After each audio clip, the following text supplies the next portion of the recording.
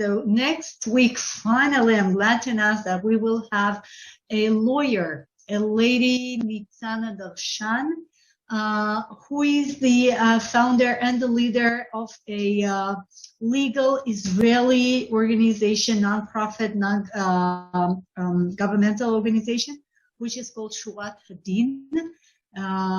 You might be familiar with the name, with their actions. They protect settlers. They protect mostly Jewish cases. They mostly deal with questions of legal rights over land and possessions, but they also do other things. For example, they represent tour guides who suffered during the Intifada. That was long ago, but now it's a very long and complicated issue. What I'm trying to say is they deal not just with political issues and controversial issues, but also with things which are, for everybody's civil benefit. And Nitzana will be talking about, I'm reading the headline, the title of the presentation. It's called Inside the Covert War Against Terrorism's Money Masters and the Story of Shuat Hadin. So now finally I have the title, and we will have it published with the Zoom link. I know that it's very, very short notice, but since you are with us for quite a long time, so I hope you will join us next week as usual for Nitzana's presentation. Julia, let me just enhance your discussion. She is world known as a supporter of civil rights internationally, and she'll be suing the UN, suing whoever for Israeli rights and general civil rights. I'm really looking forward to hearing our conversation. Great. Okay. Great. Thank you. So amazing. Pamela wrote, Nitzana is a very brave lady. Yes. Okay. Great. So she's really, and she has incredible energies. She never stops. She never gives up. And well, you will have the joy and privilege, I hope, to listen to her next week. So that's going to be next week, as always. And then, well, later on, I will be able to announce the future programs, but I can already say that, among other things, we will be touring along the Jordanian border. Okay, so let's start. Let me start sharing my screen. And let's see, just a minute. And here we go. Can you see what I can see? It is called simply the Tzadikim. Yes, Steve, thank you. So we will be talking about the Tzadikim, or more precisely, we will be talking about the Tzadikim after they passed away. Even more precisely, we will be talking about people who are generally doing exactly what this gentleman on the photo in front of you is doing, which is worshiping the Tzadikim at their grave. But let's start from the beginning. I'm Julie Newman. I'm a tour guide, and this is the Pay As You Wish presentation, paypal.me/Noam Newman. So, as we do quite constantly, I love to start with the moment of Hebrew. I love to start with our understanding of the word, because I guess most of you are familiar with the word tzaddik. But let's just understand a little bit better. So tzaddik, okay, tzaddikim is multiple. Tzaddik comes from the word tzedek, and tzedek, as you can see, as you know, is justice. Okay, so actually tzaddik is the one who has the tzedek in him or with him, who has the justice, who represents the justice. From the very same root of tzedek, we have the word tzodek, which is right. Like if I want to say that Steve just said something which is true, so I would say, oh, you are tzodek. Okay, you are right. So it has a connotation of something positive. Okay.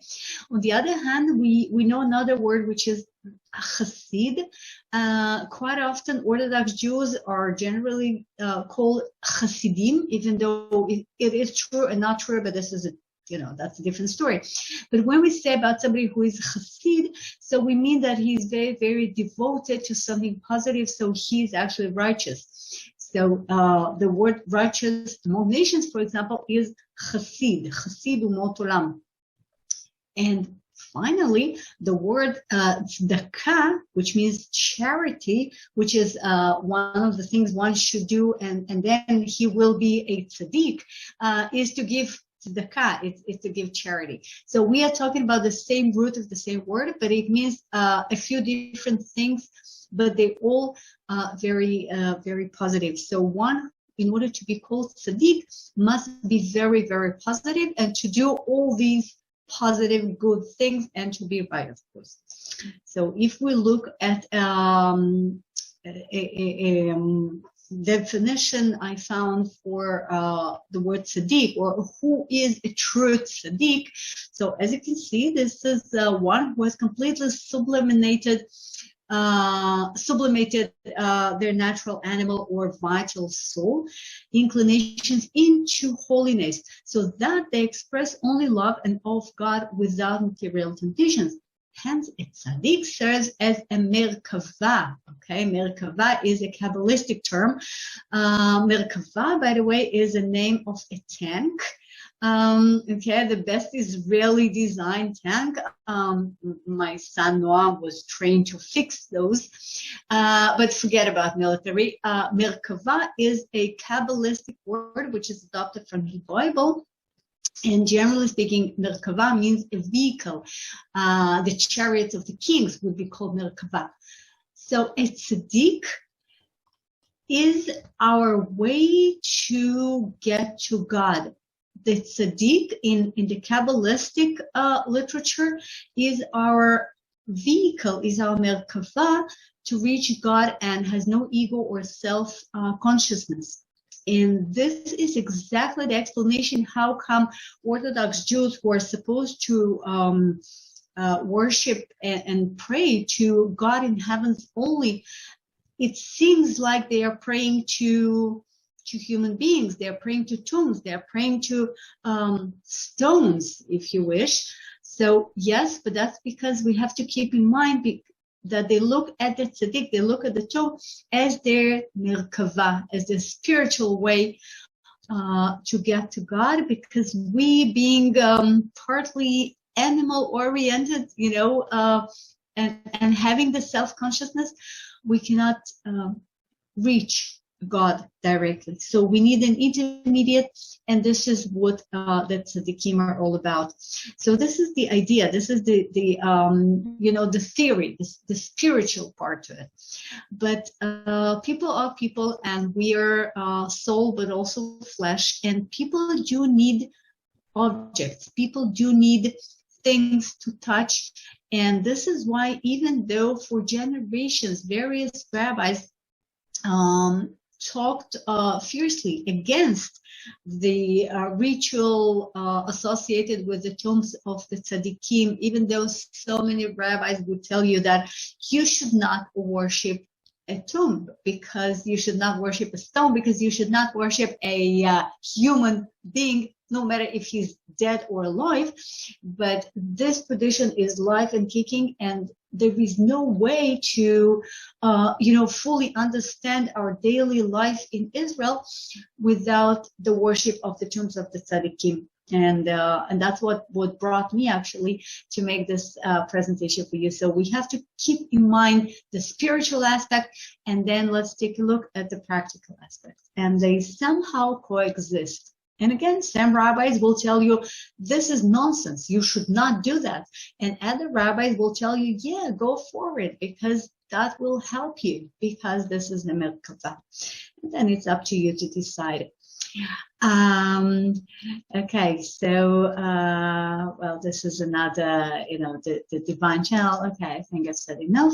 Now, when I started thinking about this presentation, when I started working about it, on it, I realized that it's actually going to be very, very difficult because there are so many tzadikim and there are so many tombs of the tzadikim. So to begin, just brainstorming between myself, I took a little guidebook, which I have at home, as a tour guide. We tend to collect books. And this tour guide I took was called Kivrei Tzadikim, the tomb of the Tzadikim, the tombs of the righteous. And there was a little list of just, small amount of the tombs we have. And it was about 100 names. So, and that's just a short version, like inside, he also mentioned other tombs which are less visited, but obviously there's no way we can talk about 100 tombs or so. And then I started, doing the elimination. So I decided that I will not be talking about this tomb, the photo on the left upper corner. Okay. If you recognize, this is the tomb of Rabbi Meir Baal HaNes in Tiberias, even though this is one of the greatest, the most famous, and the most visited tombs of Tzadikim. I decided to eliminate it because I was talking about it as part of the Tiberias presentation. So if you're curious about it, you are welcome to, it's all up there in the web and you can take a look. So Rabbi Meir Baal HaNes is very, very important and famous, and we're not going to talk about him. And same is true for this photo, the second one on the right. Upper right, this is the tomb of Rabbi Shimon Bar Yochai, Rashbi et Meron. We already mentioned it, and the tragedy which took place in Lag BaOmer. We had Akiva Gersh talking about it. So, okay, we are not going there, even though it is probably the most famous and the most important in terms of pilgrimage.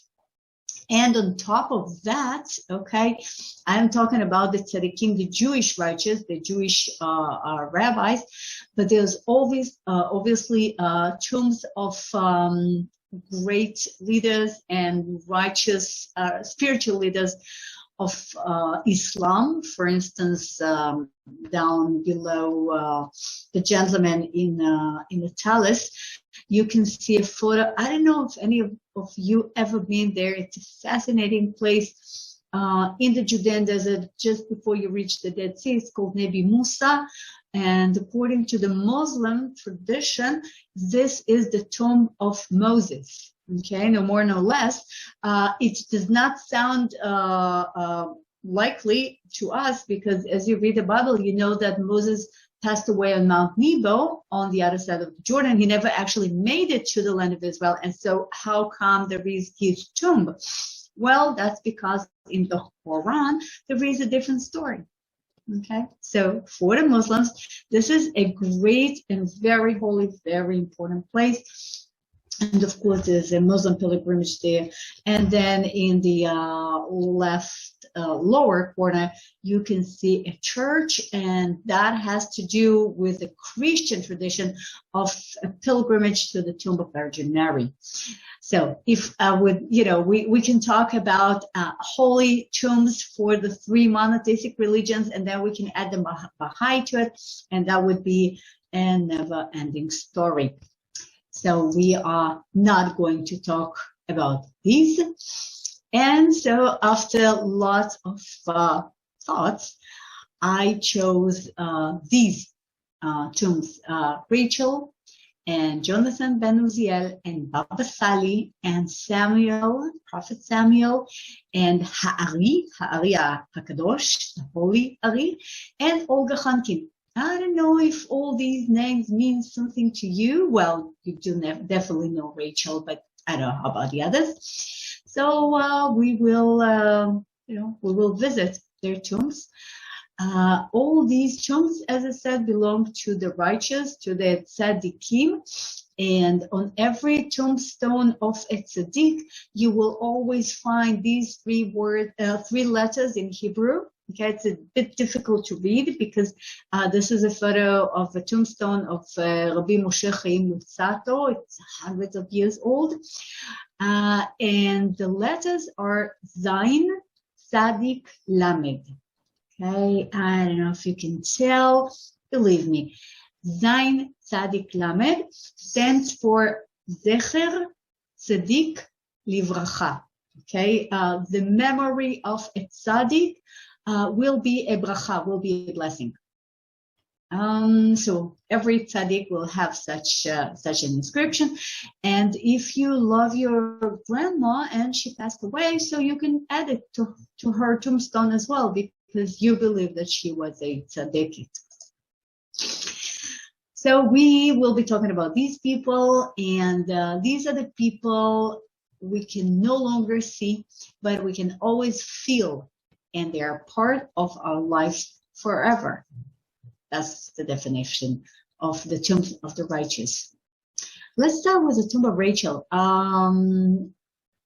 For a few reasons. One of them being the fact that we are approaching the International Women's Day, and she is the most powerful woman, the most prayed to woman, the most famous woman, and the mother of Benjamin. And I know that I'm from the tribe of Benjamin, so I personally feel connected to her.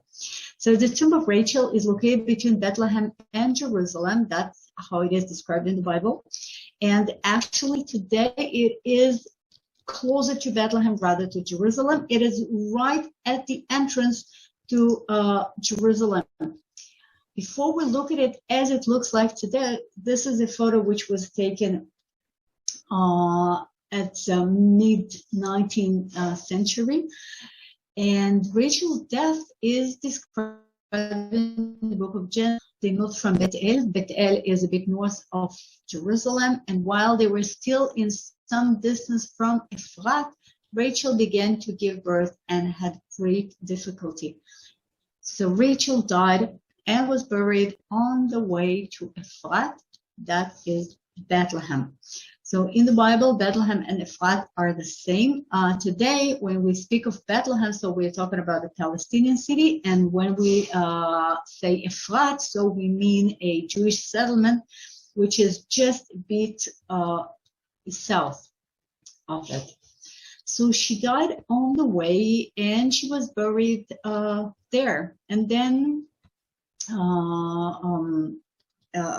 Jacob took his sons and the newborn baby Benjamin and moved to Migdal Eder, which is identified with the shepherd's fields in a village called Beit Zachur, right next to Bethlehem today. So that was in the times of the Bible. And now what you see here is a photo of the area right next to the tomb of Rachel as it is today. Now, what you can see here in the red circle, this is the tomb itself, the modern structure, which actually covers the tomb itself. But what you can see here is a wall. Well, it's pretty obvious. It's a long, tall, concrete, grayish wall, and that wall is the separation fence.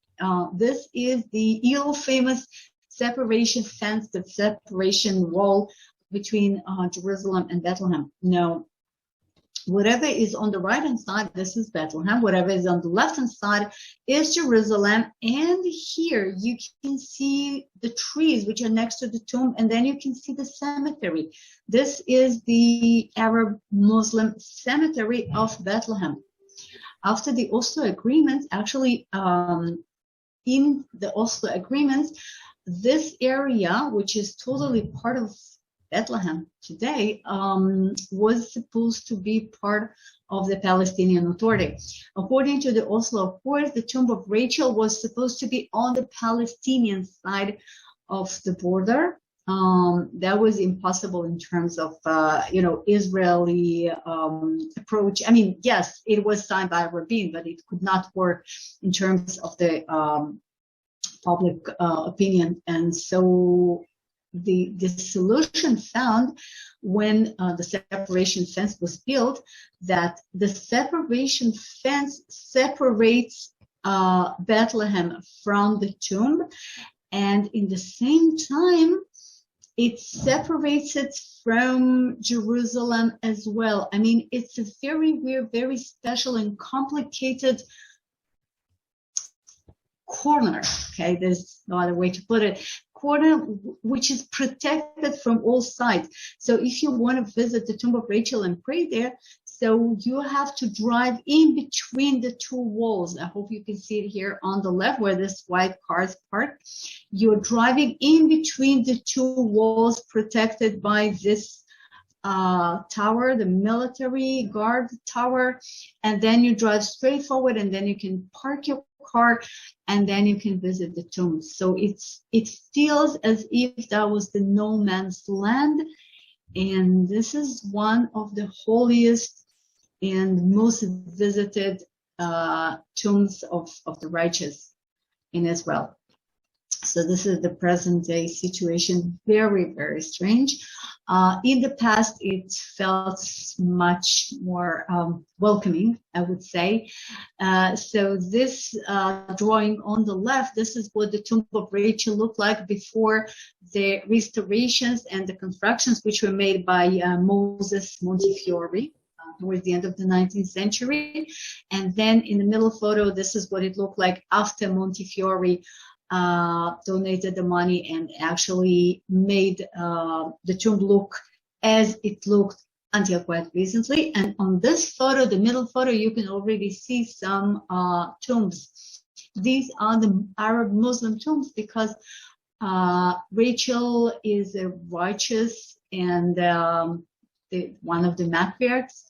But she's also a prophet, and she's a very significant, very holy figure in Islam as well. And the tradition about the tomb of Rachel here, we can trace it back at least starting from the 2nd century AD. It is yet relatively new. Well, really, I mean, she passed away about more than 3,000 years ago. About 3,400 years ago or so, but for the last almost 2,000 years, the tradition sticks to this spot. By the way, there's also another possible location of Rachel's tomb, but forget it. We're not going there, and nobody worships anybody there. So this is the favorite one, and this is considered to be the tomb of Rachel, with a large Muslim cemetery all around it. And this photo on the right, it's either late 60s or early 70s, when after the 6 Days War, it was once again approachable for Israelis and for Jews. And the sign above the gate says, Kever Rachel Imenu, the tomb of our mother Rachel. So this is another nice photo, the Jewish Brigade in 1944. You can see the road. This is the road which was made by the British, and this is the same road we used to drive from Jerusalem to Bethlehem before the separation fence. So today there's no way to ride this road because it gets to the dead end of the separation fence. And another photo, the upper one, is what the tomb of Rachel looked like before the Intifada. As a result of the Intifada, and which was, long before the separation fence, it became too dangerous to attend the tomb. And so this wall, the one which you see at the bottom photo, was added, and it actually surrounds the old structure which is inside.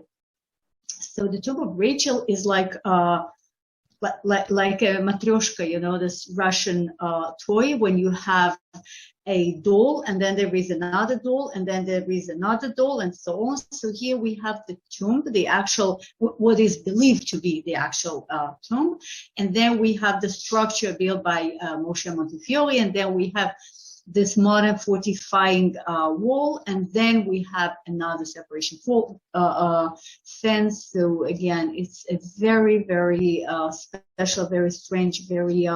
Some people would say that it has amazing energies, and some would say that it has very hard and difficult energies.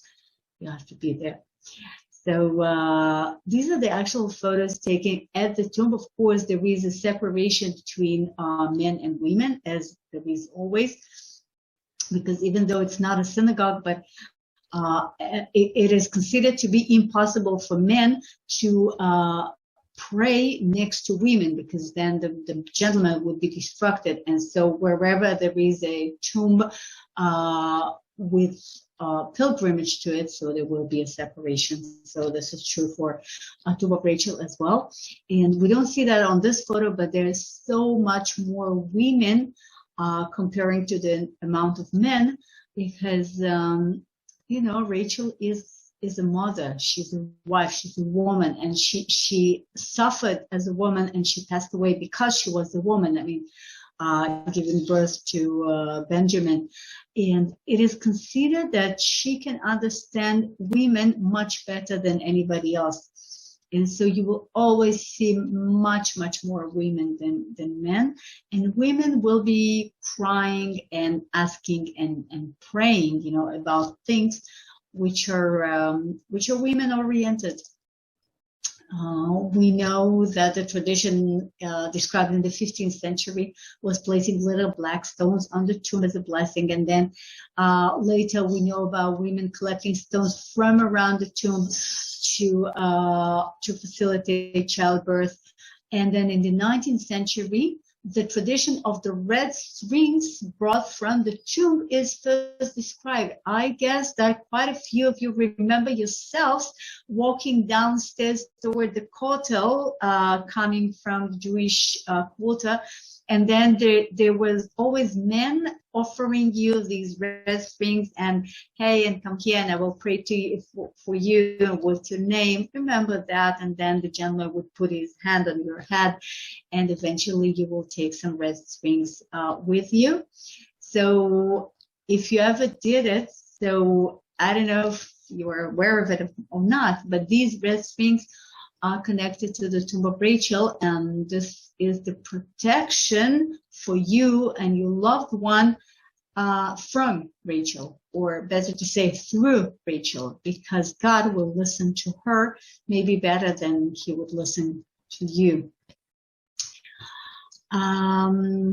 Voice is heard in Ramah, mourning and great weeping, Rachel weeping for her children and refusing to be comforted because they are no more.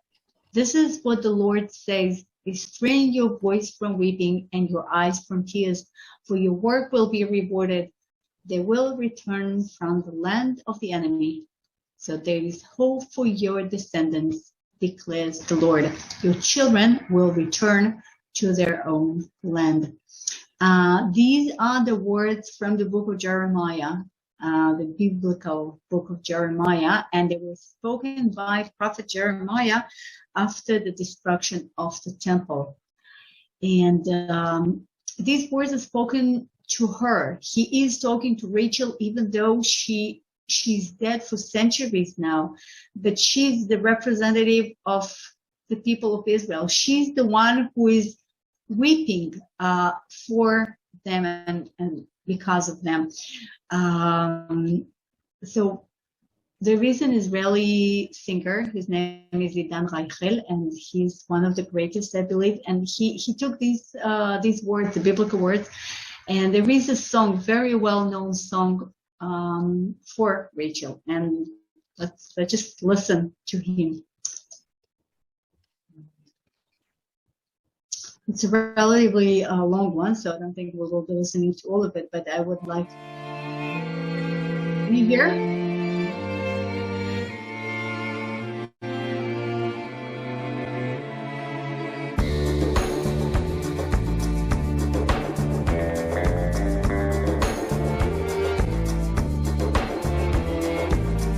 כי בלילות שנתך נודדת וכל חלום הוא למורה תיאז את אוזנך לשקט, כל חסד רחמים עוד יעלה, הנה הוא בא, כי בשבילו נפשך נשמרת, הרי קרבה היא השעה, עד ששדוד בזרועותייך ייפול בסוף הדרך, כשישובו לגבולם. רק מנעי קולך מבכי, ועינייך מדמעה, כי ישר ייפתח לו, יבוא בו בסערה, כשישובו לגבולם. רק מנעי קולך מבכי, ועינייך מדמעה, כי ישר ייפתח לו, יבוא בו בסערה, כשישובו לגבולם. Okay, so now you've listened to one of the most famous modern Israeli songs, I would say, and it has direct connection to Rachel and her tomb and our prayers to her. Now you see how interpretation, it's all about interpretation, and the way she's still part of our lives, because these words nowadays, our mother Rachel, the Knesset of Israel, continues to ask and beg for her sons who have already returned from an enemy land, but have not yet returned to their borders here in Israel. Please make the boys return to their border. This is something it's a quote from an article in one of the religious newspapers. I don't now remember which one, but this word has to do with what is the English word? When Israel left Gaza Strip, it was what was it called? Disengagement? Disengagement. Thank you. Yes. The disengagement from Gaza. So you see the Israeli soldiers dragging a young and beautiful, apparently settler from Gaza. This is during the protest against the disengagement plan. And this is the statue of Rachel protecting her son. It's located in kibbutz Ramat Rachel, right between Jerusalem and Bethlehem. And they're talking to her because she's like our protection in heavens. We ask her to help us. And finally, every tzaddik has a hilula. Hilula is like celebration, but actually hilula means lehalel, which means to praise. So the day that tzaddik passed away, but a very strong one. So on his day of death, his Yortzeit, people would attend his tomb. And this is exactly what happened at Miron when this horrible tragedy took place, when there were just too many people attending the tomb at that specific day. So the Hilula, the day it's believed Rachel passed away, is the 11th day of the month of Cheshvan. And during this day, half of Jerusalem is blocked because people are just driving as far as they can, as close as they can to the tomb, and then they will just, leave their cars and start walking. And this is what what happens here. You can see women trying to enter the tomb. There's no way they can do it because there are too many people there. So they're just praying and reading the psalms outside. You have policemen, you have army, and every year the military and the police just pray that everything will go smoothly. And so many of these people and men and women here, they would say the same thing. Our daughter was born thanks to her. So she's real, actual Merkava. She is the one helping us to have children. and have them and survive. And this is obviously Virgin Mary with the baby. And the way Christians talk about and pray to Mary is very similar. I would even say exactly the same as the Jews praying to Rachel, because we all need the same help and the same support and the same hope. Now we shall move to another tomb, and this is much less famous. I don't know if any of you have ever been here. This is the tomb of Jonathan ben Uziel, and it's located in the forest near a little village called Amuka, which you can see on the photo. And this is near Tzfat. So Jonathan ben Uziel, he's known as the one who translated the part of the Bible called the Nevi'im to Aramaic. This is the first translation of the first part of the Bible into Aramaic. The very first translation ever was the Septuagint. That was the translation of the Torah into Greek. But he's more famous for what is said about him in the Babylonian Talmud. When Jonathan ben Uziel studied Torah, a bird flying above him would be burned. And that's, of course, because of the incredible energy and power he would send up to heavens. And Rashi said, if there is no way to find a woman, turn around and go into deep.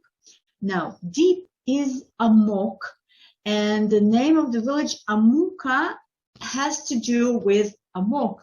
So somehow at some point, a few hundreds of years ago, these words of Rashi were probably misunderstood. And the tradition arose according to which the tomb of Jonathan ben Uziel is located near an Arab town called Amka. The Arab town does no longer exist, but there is a Jewish village of Amuka, and we have people coming every day, sometimes every night, to ask for a decent mating and good relationship, to ask for offsprings, and for your children's well-being. So sometimes you will see men, sometimes you will see women, and what they all do, they walk around 7 times around this blue dome above the tomb, and they will be reading Psalms, and they will all ask for the same, which is to find a mate and to have children, and to have these children healthy. That's the tomb itself. And on the parochet, I hope you can see that there are like, plastic bags. And inside the plastic bags, you have notes. And these notes will tell you, Lichvod Hatana Rabbi Yonatan ben Uziel, for him. And for the Tzadik. And here it says love and health and happiness. And he has a Hilula, which is Sivan 25th. And then tens of thousands of people will come here and pray. By the way, the Hilula was prohibited last year because of what happened at Meron. But eventually it did take place, but it was much, much smaller. Oops, sorry. And some people would not just put notes for the tzaddik and please help me, but also with their names and phone numbers. And quite a few people will go there to leave notes and ask for help for their children. So the bottom line, if you're looking for a couple and you believe that if you ask Jonathan, he is your address, so you'll go there. And by the way, he was a bachelor and he had no children. And maybe that's the reason why he became the address for the single people, because he must understand that this is no good. So he will be able to help us up there in heavens. Another tomb is located down south, not far away from Beersheba, in a town called Netivot. And this is a very modern tzaddik, Baba Sali. Baba Sali means the praying father. He's Moroccan. This is what he looked like. On your right-hand side, you can see what his tomb looks like today. On the left-hand side, upper and lower, this is the designed tomb, the new, beautiful, luxurious building, if they will ever find enough money to make it. So this is what it will look like a Moroccan palace. And Rabbi Israel Abuchatzera HaMekubal, a Kabbalist, is called by everybody the praying father. Okay, Baba Sali is the Moroccan term. And as you can see, he passed away in 1984, which is quite recent. When he was 16, he was already considered to be the best student in his yeshiva back in Morocco. And when he was 18, he became the head of the yeshiva, which is literally unheard of and impossible. And the story tells that since his parents knew that he will be an Ilui, he will be something unusual as a teacher, as a scholar, and as a Kabbalist. So when he was 6 years old and older, they would cover his face when he would walk to the street, so he will not be distracted from his deep and holy thoughts. Me personally, I feel sorry for the child, but this is the story told. And he came to Israel, and then he came back, and eventually he made Aliyah. He lived in Netivot until he passed away. He was 94 when he passed away. And he is considered to be one of the greatest Kabbalist rabbis accepted by everybody, not just Moroccans. And his Hilula, which is 4th Shvat, is attended, well, last time before COVID, it was attended by about 300,000 people, 1/3 of a million for a country of less than 9 million people. This is incredible. You will see Orthodox, secular men, women, politicians, everybody. He is considered to be the one who can help you with everything. Not just childbirth and mating, but everything, because he has that direct connection to God. Now, Prophet Samuel, we know from the Bible that he was buried in his home in Ramah. We have quite a few archaeological disagreements where is Ramah, but tradition has no questions. And so his traditional tomb for centuries, at least from the Byzantine period, is right here in a place called Nebi Samuel. If you ever drove to Jerusalem, from not road number 1, not the main road, but the second one, so you've seen the site. Maybe you did not pay attention, but this is something you see from basically everywhere, so quite a few spots in Jerusalem itself. This is the tomb of Prophet Samuel. This is Nebi Samuel, which is prophet in Arabic, of course, and it looks like a mosque because it is a mosque, and it was a mosque for centuries. The Crusaders called it Mount of Joy because starting from here, they could see Jerusalem. This is the first mount as you approach from Jaffa, from which you can see Jerusalem. So they were very, very happy. Anyways, it's an amazing archaeological site with some 3,000 years of history and a mosque, which uses part of a Crusader period church. And down below, this is the traditional tomb of Samuel, which is a holy person in Judaism, Islam, and Christianity. Why? Well, because he was born because of God's will when Hannah, his mother, prayed to God. And remember, God talks to him personally. Eli said, hey, Eli, who was the high priest in Shiloh, he said, if God calls you, you have to answer. God never called me. So Samuel is the chosen one. And he's the leader who gained the national prominence as a prophet. And of course, he is the kingmaker. He anointed Saul, the first king, and he anointed David from whom the Messiah will come sometimes in the future. He is the one and the only. And therefore, he is worshipped 24/7. It's not a mistake. He's not worshipped 24/7. He used to be worshipped 24/7, but then the National Parks Authority, which is in charge of this complex and the archaeological site today, they realized that some homeless just used the tomb as as a free hostel, and then some people started drinking there, and some people just left the trash there. So today you cannot stay there 24/7. There are 2 hours in the middle of the night between 2 to 4 a.m.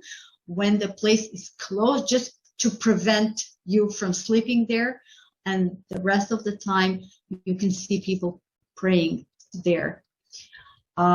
This what it looks like inside. I mean, you don't enter the mosque, you walk around, but this is sort of an entrance hall towards the tomb, and then you walk downstairs to the tomb itself. Now, what is, it is so weird, but this is our reality. Actually, there are 2 tombs of one prophet Samuel. Okay, one tomb is on the left, and you can see that this is the blue parochet, and you can see the Hebrew word Shmuel, Samuel. And this is the one which you see downstairs, as you saw at the previous photo.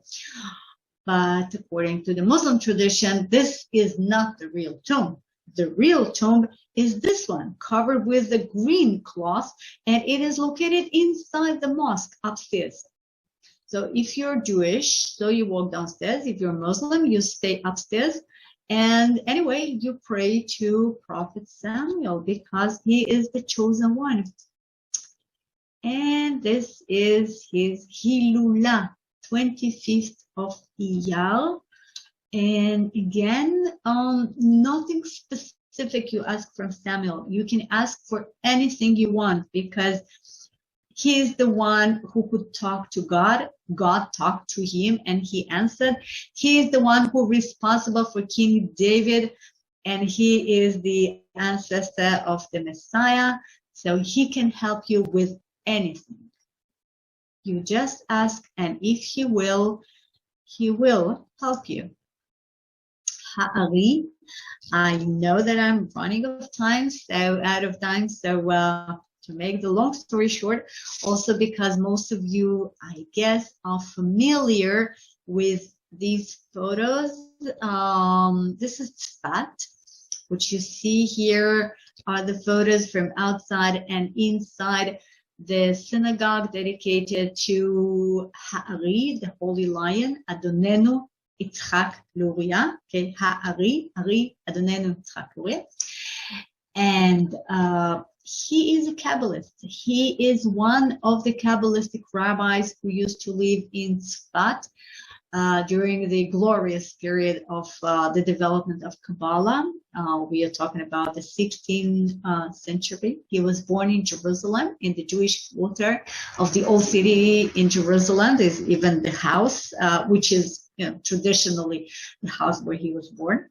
And then his family, his mother, who was a widow, she moved to Egypt, and then he came back, and then he became the leader of the Kabbalistic rabbis in Tzfat, and he is considered to be the founder of Kabbalah as we know it today. He is considered to be the founder of the practical Kabbalah. He's a great person. There's so much to say about him, but we're not focusing on him now. We are more focusing on worship of him and his memory. But just one thing to consider, you may know that great rabbis, the Kabbalistic rabbis, including Baba Sali, including Kaduri, including so many others, they can give you an amulet. They can give you a object which will protect you, which will be made in a Kabbalistic way with Kabbalistic meaning. And this idea came mainly from Ha'ari HaKadosh, from the practical aspect of Kabbalah. And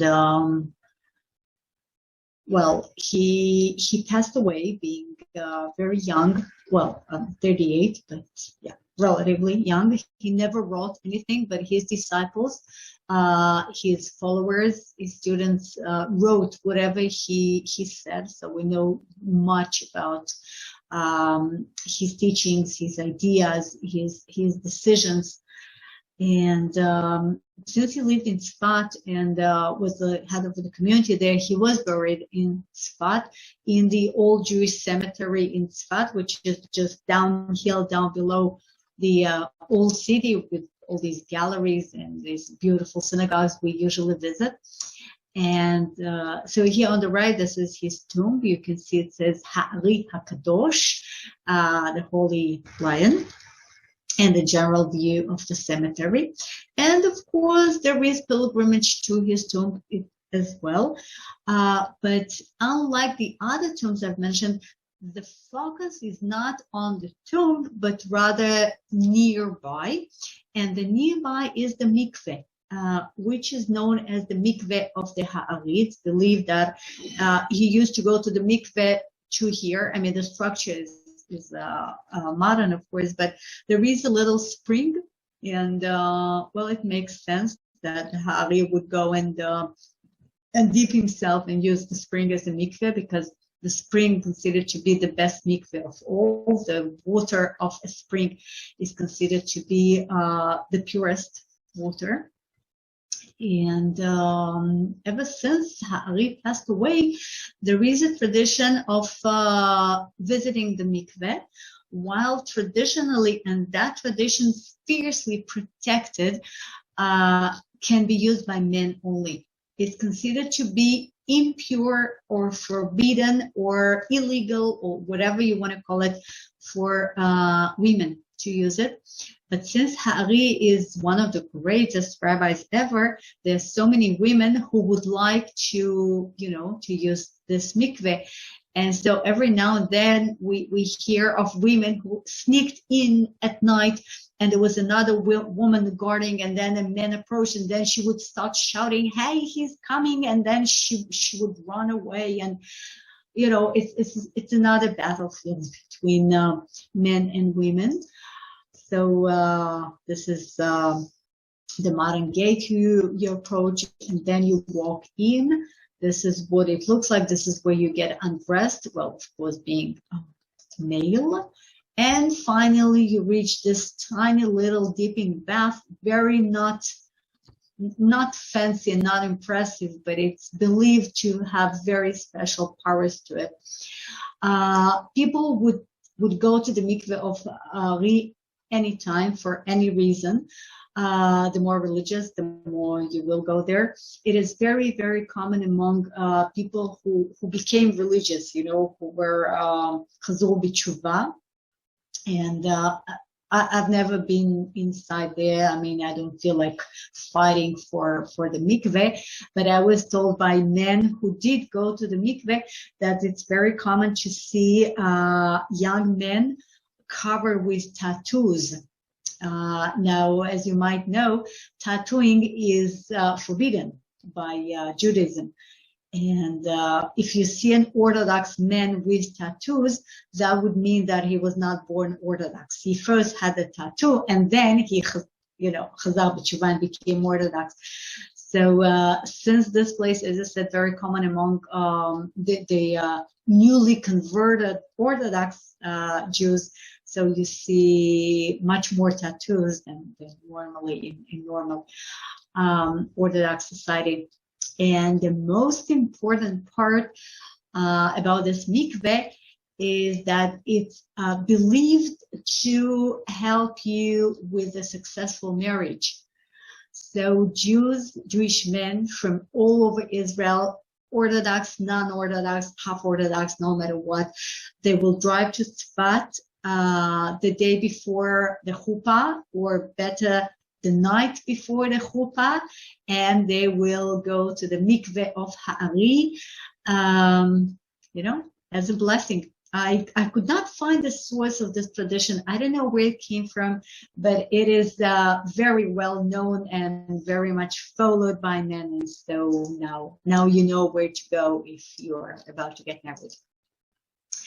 And the last but not the least, maybe the most surprising tzaddiket. Okay, tzaddiket is the female version of tzaddik, Olga Khankin.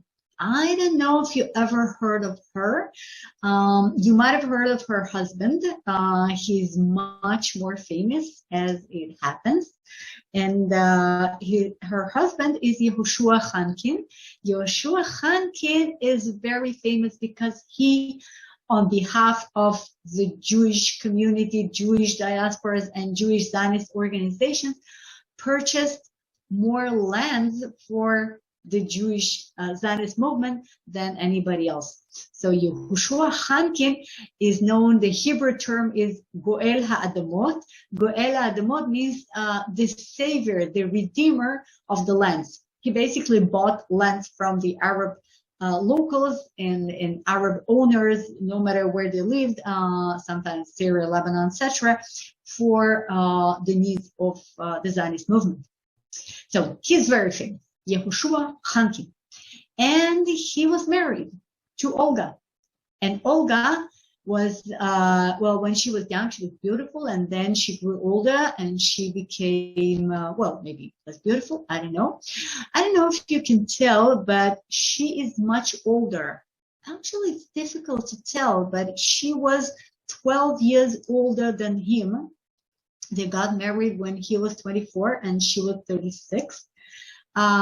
His family was very, very unhappy, but he was very happy, and he was faithful to her, and he loved her till the very last day of their lives. And she is described as a smart and energetic woman, and people said that he would never succeeded without her. And he built two beautiful houses, beautiful locations for her. And she was a midwife, and she had no children. They had no children, and that was a deep source of sorrow for her, of course. She has a neighborhood not far from where I live, a neighborhood in Hadera called Givat Olga. This is the one you see here. Giva is a hill, and Olga is her. And on this photo, the restaurant, which is here on the left, it was a great restaurant called Beit Khankin, the House of Khankin, which was made inside the house Yehoshua built for them. This is the house down below. They just recently closed the restaurant because it was unsafe in terms of engineering, and because of COVID, they did not have enough customers. So anyhow, there's no restaurant any longer. I hope it will be back. It's just beautiful, the beautiful view of the Mediterranean Sea. And when she passed away, she was buried in this monument, and he was buried next to her later, right above the spring of Harod in the Jezreel Valley, right next to the second house she built for them. This is the house on the photo. And the reason why I tell you all that, and the reason why we are here on our tour of the tombs of the righteous, is because she became the go-to tomb for women asking for babies. And once again, she was childless, and she was a midwife, and so probably she is the right person to ask for assistance if you want to have a baby, right? So it's not very, very common, but it does happen, and there are women who worship her. And I think this is the most surprising tomb of all, because she was not Orthodox. She was not religious. I think that if somebody would tell her that her tomb will become a place of worship and prayers, she would be very, very surprised, because I don't think she ever prayed herself. But yes, she passed away and she became known as the Tzadikim, and she is the place of worship. So people pray on her tomb today, women, not men. So thank you very much for joining me, and here's a wish, and I hope you enjoyed it, and I hope you will not need to go pray anywhere, because everything will be perfect for her, for you, for all of us. Thank you, Julie. How we're doing. Can I say something? Yeah. Ilana, may I? That one of the reasons, among the reasons that people go to the Kivrei Tzadikim is not to speak to them. We don't believe in speaking to the dead, because B'zchutam, we ask that God be merciful on us and fulfill our prayers and our wishes. So it's a combination of that they're the conduit, but it's also all of the tzaddikim who might be buried, or this particular tzaddik, that we ask that our prayers be fulfilled.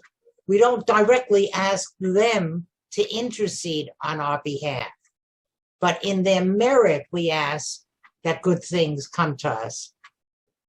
That's true. Of course, this is exactly what I believe I started with. They are the merkava. They are the vehicle. They are the way for us to talk to God. They will facilitate our prayers. We are not praying to them. We are praying to God, and they will help us in between. But yes, I mean, when people, this is the idea, this is the true idea behind it. But when people just, simple people who need help, so they will put these notes with, Rachel, please do this and that for me. Okay. But of course, there's one God only. Right. Sorry. So there are, Julia, it's mostly people saying how wonderful your talk is. One question here from Harry. With all the people to choose from, how did you make your selection? Enlightening presentation. How did I choose what? The tzadikim or the topic? There's so many tzadikim to pick from. How did you choose the ones you did?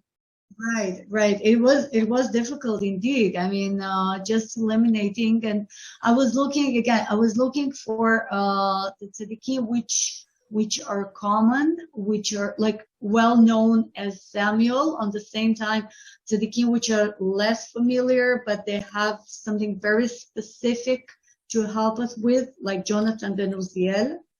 And then I added Olga Khankin, because I found it so surprising that a non-religious woman became a site of place of worship. And then I could make another decisions. Just I don't know. These were the one I got connected to in a way. But we can do it forever. Wow. I think this is the one with the least amount of questions. Probably. If any of you want to unmute yourself and ask a question, you're welcome to. Hey. In the question. Go ahead. Hey. In the Arab world, is there such a devotion equivalent to the Jewish world to this theme? Yeah, exactly the same. This is what I've mentioned, the tomb of Moses, which is, again, it's just the most famous. Mm-hmm. But of course, there are, I don't know, 10, hundreds. I did not yet really check, but there's so many tomb of the righteous, Muslim righteous, where you go and pray, of course. And same is true for Christians. I mean, there are much less Christian tombs in Israel because Christianity mostly developed outside. The Christian centers were not here. But there are Christian, same happens in Christianity, but less in Israel. In Christianity, it is much more developed, because in Christianity, you have the statues and you have the icons and you have the relics, the bones of the saints, and you have like thousands of saints, and you have the bones, and inside in Jerusalem, inside the Church of the Holy Sepulchre, there is an incredible room. I mean, it's horrible, but it's a room filled with little boxes, and each box will have a little piece of a bone of this or other saint, and all of them are worshipped, of course. And so, yes. And when we look at Christians, we look at, oh my God, they worship idols, they worship, icons and bones. And when they look at us, they say, well, you worship tombs. And we both forget about the spiritual idea, what actually brought us there. There's a question. Are there any more women tzedakah? Is that how you say it? Tzedakah? Yeah, it's tzedeket. Yeah. Okay. Okay. So yes, of course, there are more women which are tzadikot, or of course, much less than men, though, much less than men. But yes, they do exist. They do exist. And except of Rachel, which is, well, she is, she is the one and the only and the mother of the tribes. She's worshipped by men and women, mostly women, but men as well.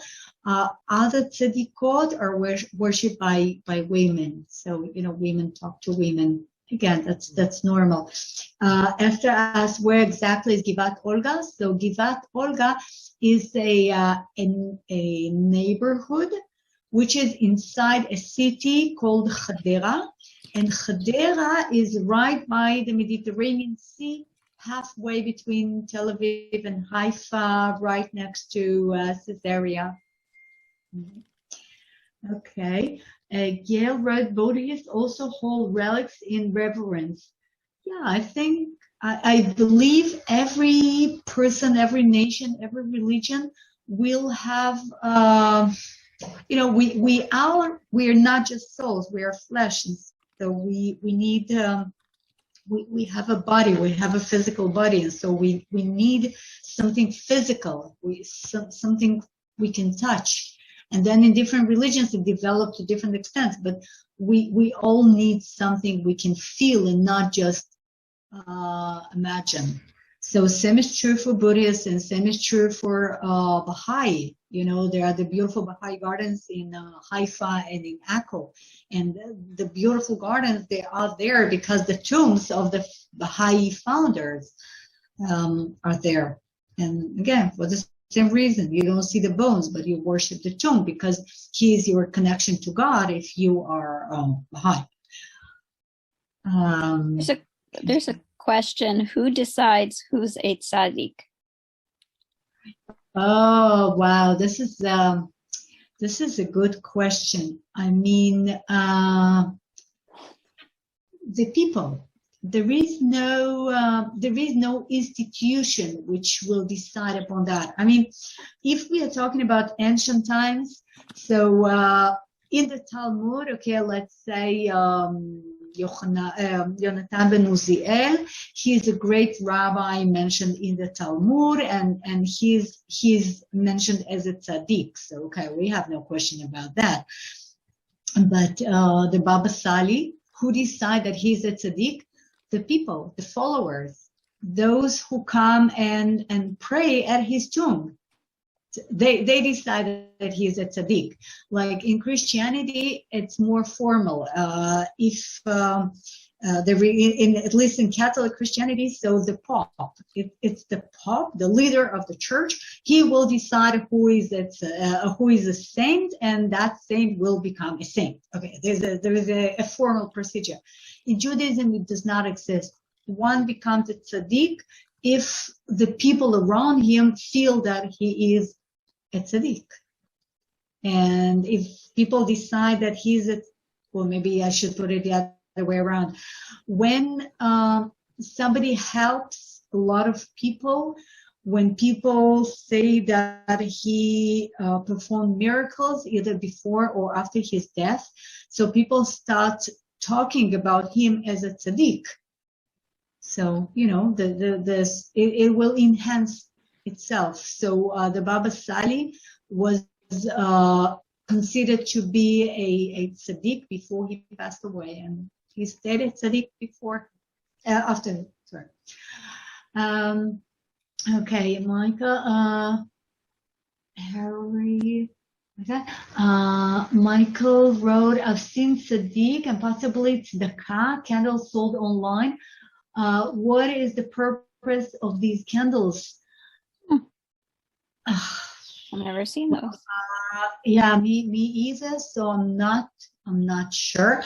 I would guess that the purpose is same as the candles you place on the tomb itself. And the candles which you place on the tomb itself is actually the nerot neshama. When you light a candle, you light a candle for the soul of the tzaddik, because in the book of Proverbs in the Bible it says ner Elohim nishmat adam, the candle of God is the soul of a man. So when you light a candle, so you connect to the soul of the deceased person. So I guess the idea is just to do the same without actually approaching the tomb. For him, to connect to him. Are there any tzaddiks identified today? Yeah, of course. There are quite a few tzaddikim Michael placed an Amazon. Okay, you can buy a tzaddik Havdalah candle. Okay, it's Havdalah. It has something to do with Shabbat. I don't know. I see them for sale with various tzadikim names attached, and so kind of along with the question, I was kind of wondering on, is it just the candle company that decides a particular tzaddik is elevated to the level of a candle, or well, the Jewish tradition is to light candles for a deceased person. Okay, not just tzaddik, but everybody. When somebody passes away, so you put a candle, like a ner neshama. So I don't know if it is a way to make money or it is a way to help people to place a ner neshama for a particular tzaddik. Our people expect him to help them if they purchase a candle. I have no idea. I don't know. I don't know. I know that people who actually visit the tombs of the tzaddikim, they would place a candle and then they would ask for help. So probably that's the idea. But it's just just my perception. Julia, did you answer the question about the tomb in Morocco? No. It was before the last one. Is the tomb of in Israel or Morocco? Oh no, it's in Israel. It is in. I said that he was born in Morocco. He was the head of yeshiva in Morocco, and he's worshipped mainly by Jews from Moroccan origins. But he lived in Israel and he passed away in Israel, and the tomb is in Israel in a town called Netivot, which is not far from Beersheba. Okay. Now regarding again, just back to Barry and Carol's question about tzadikim. There are tzadikim today. Basically, again, since we don't have an institution which will appoint one to be a tzaddik, okay? So, for instance, every head of a yeshiva would be considered a tzaddik by the students and the families of the students. And every chief rabbi will be considered a tzaddik, and their mikubalim, rabbis who deal with Kabbalah, who will be considered to be tzaddikim by their communities. And probably after they will pass away, people will be worshiping their tombs, and so there are more and more tzaddikim being identified as we speak.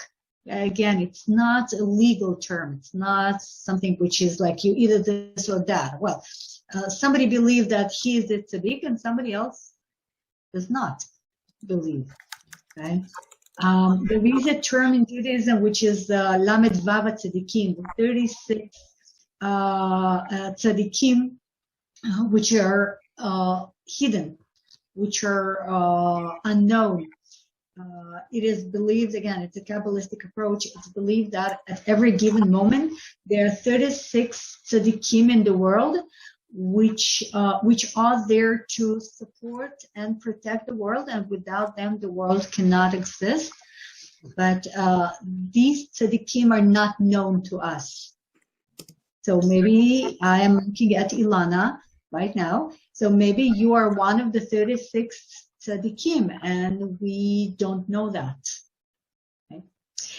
Could be. All right. Probably not, but you never know. There's no way, even you don't know that. No, definitely don't. I thought all tzaddik had cats. Orange one? Okay. Thank you, Cole, for your kind words. Okay, Mark wrote, that's an interesting, there is no yes or no question answer to it. It's a question of approach. But what Mark wrote is, if you worship objects such as magical amulets, isn't that close to idol worship? Yes, this is a very good question, and some would say yes, definitely yes, and that's exactly the reason why many rabbis are fiercely against amulets and red strings and pilgrimage to tombs. Exactly, because you are supposed to connect to God spiritually. But others will say that, as Javi just said, we are not worshiping objects. We are not praying to people or dead people. We are talking to God, and they're only our assistants. So that's totally a question of approach and totally a question of what you feel about it. I would say it's mostly about feeling. That everybody can do what they please. Well, I think that's it. I guess we totally ran out of questions. Yeah. Okay. Thank you. It will give us something to think about. Thank you, Larry. And I wish us all that we will never need any tomb whatever. We will be just fine as we are. Michael asked if there are any overlap between prophets and tzaddikim. Oh, of course. I thought you would ask about politics and tzaddikim. Yeah, sure, both, because people are people. And if a politician wants to get support, one of the great ways to get support is to have a tzaddik supporting you officially, and to get an amulet from him. And this is a great way to enhance your political situation and your economical situation. And if you want to sell, if you are a constructor and you have a blessing from Rabbi Kaduri, who was one of the greatest tzadikim, one of the greatest Kabbalists of the last century. So that will definitely help you. And in the same time, there are tzadikim like Rabbi Ifargan, who helps for free, or you can leave a donation, and he's and he could be a billionaire, but he helps for free because people believe in him. Yeah, mezuzahs are a type of amulet. Well, again, it depends on your approach, Gail. You may say yes, because an amulet is a magical thing which helps you. And an Orthodox Jew will say, no, this is no way an amulet. This is the commandment from the Bible, and this is how we think of God and connect to God, because there is the mezuzah to remind us. Okay. Can I comment on Shimon Tzaddik? Wow. Oh well. For instance, this is a tomb we did not discuss during this presentation, even though we could have totally. Shimon Tzaddik is a tzaddik. Yeah, he's definitely a tzaddik, a rabbi. According to the Christian tradition, by the way, he was the one who accepted Jesus in the temple. Okay? And according to the Jewish tradition, he was one of the greatest rabbis and tzaddikim during the Second Temple period, and his tomb is located in a neighborhood called Sheikh Jarrah of today, which is quite, often on the news because of the confrontation between Muslims and Jews, because the Muslims believe that this is Sheikh Jarrah, and the Jews believe that this is Shimon Tzaddik, and they have to worship his tomb over there, and they want to live as close as possible to him. Fortunately, Christians don't pray at this tomb, so things are just, less complicated. Only Jews and Muslims over there. By the way, and of course, a lot of politics involved.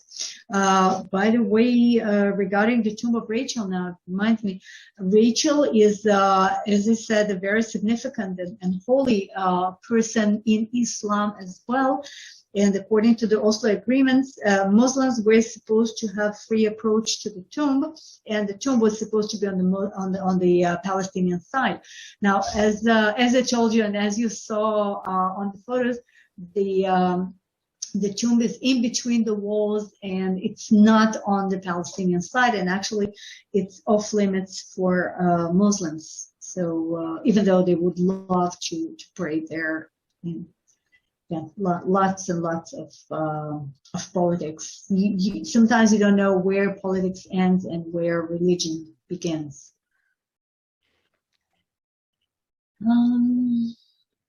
Yeah, thanks. Thank you, Laura. Is the Tomb of Joseph a popular tourist site? Oh, wow. By the way, the Tomb of Joseph is another tomb I was considering to visit with you, and I dropped it because it is such a difficult and such a controversial issue, a very, I would say, painful issue, because the Tomb of Joseph is identified as such for, again, about 2,000 years, one of the oldest identified sites. And it's located inside Nablus, inside Shechem. So this is one of the holiest tombs for Jews, which is located in one of the most hostile Palestinian Muslim cities today. And we had quite a few confrontations. There was an Israeli soldier who was assassinated there. He was Israeli IDF soldier. He was non-Jewish. Madchat Yusuf. It's a long story. Anyhow, this was one of the most visited tombs. And then after the Oslo agreements and after the Intifadas, it is quite dangerous and difficult, both technically and legally, to visit the tomb. Once a month, the IDF issues special permits to visit the tombs for those who wish to do so, and then they are guarded and protected by the soldiers, and so it limits the worship. There would be much more worshippers if the political situation and the security situation will be different. So for tourists, no problems. That tourists can visit the Palestinian autonomy, which is impossible for most part for Israeli Jews. So the tomb of Joseph is worshipped, but less than it would be, with different current situation. Okay, Alvin wrote, I believe that the tomb in Uman in Ukraine was bombarded.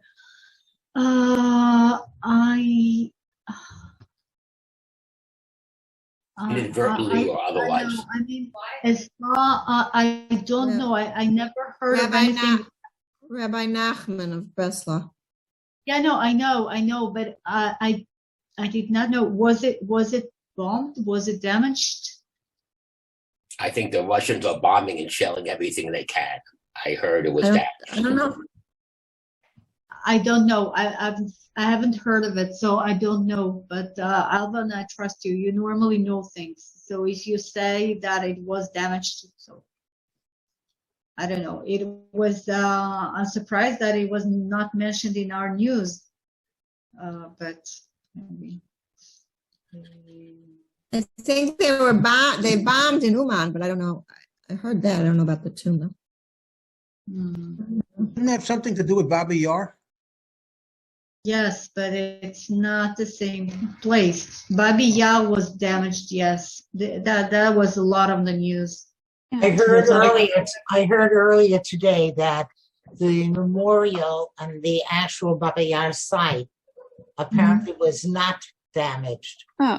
That they bombed around it, and initially it was believed that it was damaged, but they've since gotten reconnaissance of some sort that it was not. All right. I believe they were trying to bomb a TV antenna, and they're so far off, they hit other buildings too. And some people I heard got killed at where the explosion was at Babi Yar. Yeah, I heard 5 people died. Mm-hmm. Right. Yes. Yes, that was actually, I've heard an interview with the head of the memorial of Babi Yar, and he said that the memorial was heavily damaged, but I don't know, maybe later it was found that I don't know. It was on the news here. Well, I'm checking the news now, and it says that there were shells falling in Uman, but I cannot find anywhere that the tomb of Nachman was damaged. I don't see it. Well, I wouldn't think the tomb would be targeted, but the Russians are very good at shelling and bombing everything without discrimination. Right. Well, I don't know what happened to the tomb. Let's. I don't know which tzaddik tomb we should visit in order to stop the war in Ukraine. Which one is it? Who is in charge of the wars? I think that Putin wants. And I think that Putin wants to make Russia great again. Yeah, of course. To borrow the phrase. He actually said so. I heard El Al is flying into the Ukraine to get Jews out, and they couldn't get insurance, so the government's paying or whatever in case something happens to their planes. yeah. Well, we sent medical people there, so they're a big medical group is there. Yeah, I've seen a picture. I've seen a picture of an aircraft carrying Israeli doctors to Ukraine. How about that? That's not been very much in the news. Of course not. Well, normally they publicize it reasonably. It wasn't Don't in publicize. any of your news, really? No, of course not, Pam. It's not publicized because They've Israel been is trying to there help. for a couple. I think it No, came of out course on not. They've been Facebook. there for a couple days already. No, it's Yeah. only on Good. like J posts it, things like that. Yeah. It's I think it was on Facebook. My Yeah. wife told me. Probably I-24 if you watch I-24. they don't, Pam. They don't ever put in when like Israel's giving aid to Yeah. Gaza or to Yeah, I've there's been quite a few medical people too. yeah. I've been in daily contact with a 30-year-old married cousin of mine, a lady who is very bright, English-speaking, world traveler, who lives outside Moscow, and she's a Russian citizen. And so she's been absorbing all the Russian story, and I keep feeding her things like Newsweek and these other things, giving her a massive headache. But meanwhile, she passed off, apparently last night, some of the materials I sent to her. And the next thing that I heard was that she lost 2 Facebook friends because they're on the other side. And anyhow, those people are really scared. And she's a professional, and she is just scared of what's going to happen in Russia. The ruble went down to 0. The markets lost 2/3 of their value, blah, blah, blah. I told her to go out and buy more baby food now. That's going to cause more inflation because when their ruble falls, people take their money and they say, I may as well buy anything I can get. Mm-hmm. Yeah, well, the ruble was trading at 82 to the dollar, and now it's less than a penny. So Right. they really lost a tremendous amount of money. When was it at 82? About 2 weeks ago, week ago. Can't tell where that sound is coming from. Oh, it's Gail. Gail, I'm gonna have to mute you. I'm sorry. Okay. Okay. Are there any other questions, or can Julia go to sleep? It's like you can go to sleep. Yeah, I will. Well, Yes, Julia. and, things are so complicated. Yeah. Yeah, well, Julia, thank you for setting up for next week. I'm really excited to listen to this lady. She is world class in what she does, and she could be a very interesting presentation. I hope she will make a very interesting presentation. I really hope so. And well, we will listen to her together next week. Yes, so very good. Good work. Good work. Thank you and sweet dreams. Yeah, Thank you, Julia. Thank you. Wonderful. Thank you for your prayers. Hi, Julia. Thank you. Thank you. Thank you very much. Laila Tov. Laila Tov, Harry.